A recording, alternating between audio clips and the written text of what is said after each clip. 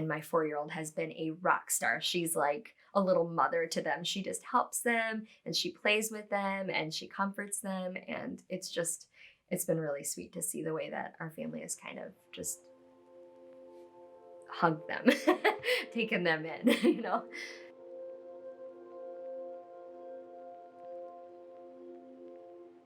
We've had a lot of positive memories with kids are awesome. And it's as simple as you get them and they have this fear in their eyes and they're scared, and then you're driving in the car and they're with the other kids and you hear them laughing and having a good time. And for me, that's a positive experience because it's like they finally got to be kids again when they're playing and having a good time, and the stress of everything that's going on in their life, they can kind of put on the back burner and just be a kid. A positive memory I had from fostering, I had a young kid in my house one time, and on the weekends we have a family night. So it's just family, and the kids get to choose what they want to do. So this one particular day, we were going to watch movies, and I said, okay. And when I walked downstairs to go in the movie room where we was going to watch movies, because we usually sleep over down there, they had surprised me with gifts. I mean, seriously, it brought tears to my eyes. They were homemade, but it meant a lot to me, and I still have them to this day. I have a lot of positive memories in fostering. Within almost 2 years, we've had 26 kids. And every single one of them, I mean, there's been negatives, there's been positives, but the impact you make on that child's life for them being in your home, whether it's 24 hours to months to a year, it's just seeing how you've impacted them, knowing, teaching them the right way to act, teaching them the right way to behave. It just makes you feel good doing it.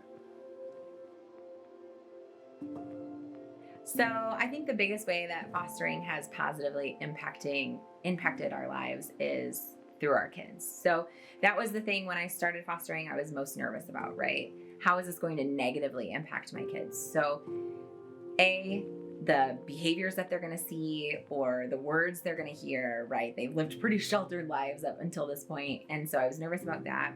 And B, just that my time and attention would be shifted away from them. So that was kind of on my mind from the second that we signed up for this. But instead, what ended up happening was their compassion and their leadership just like grew leaps and bounds. So just their worldview and seeing outside themselves at the ages of, when we started this, they were 6 and 7, has just been incredible. It's had a really good positive impact on our kids, as hard as it's been sometimes, because their wants aren't at the forefront when we have little kids in the house, especially. But even so, when I've asked them at different times about it, our daughter recently said she's the one that recently has been giving up her bedroom because she has kind of a bathroom attached, and we've had teenage girls, and she kind of is like, oh, God, because she's sleeping with her brother in a bedroom, maybe on a couch, and she overheard one of the teenage foster girls talking on the phone to her friend and said, I have my own room with my own bed and my own bathroom. And then she said, Mom, anytime we get offered a foster kid, I can give up my bedroom. And so that selflessness that sometimes comes out, and when they are struggling with it and they're frustrated, we talk about that and just how blessed we are, how much we have, and we're just giving a little bit to someone who can appreciate. It makes such a difference in their lives. Fostering has positively impacted my life by being able to have a growing relationship with my kid's mom. My youngest, we have a really good relationship.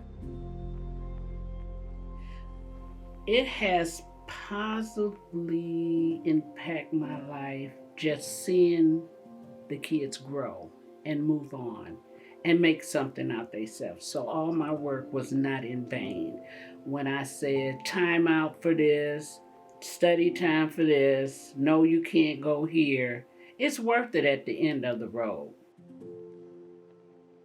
My advice for someone entering foster care would be just be open-minded, because we went into it thinking that we were going to take a child younger than our youngest, who was 10 months old at the time that we started the paperwork, and now she's almost 3. And we were planning on taking one infant only, and then eventually we're like, why don't we try a sibling group? And then we ended up with 3 kids. So I feel like it's been a totally different experience from what we expected, but it's been amazing to have a sibling group, actually have them all together. I think advice that I would give to somebody interested in fostering is just to be open.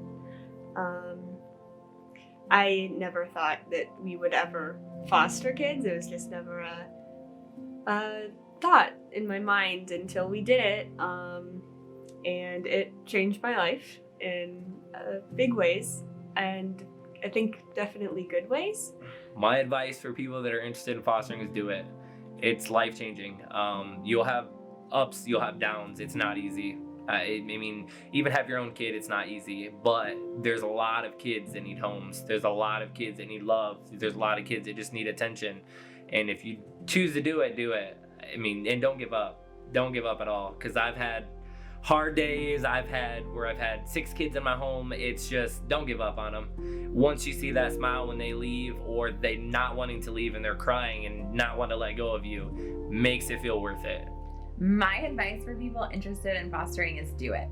Absolutely 100% do it. So I think what holds people back is A, the unknown, and B, feeling inadequate, right? In some way, like my schedule's too busy, or I'm not going to be able to handle a child with behavioral issues, or whatever the case may be. And I think if there is even a small part of you that is feeling called to foster care, it is because there is a specific child that needs you. And so if you're thinking about doing it, do it. You're not committing the rest of your life to this. Like, try it out. You will fall in love with this child that needs you. And if not you, then who?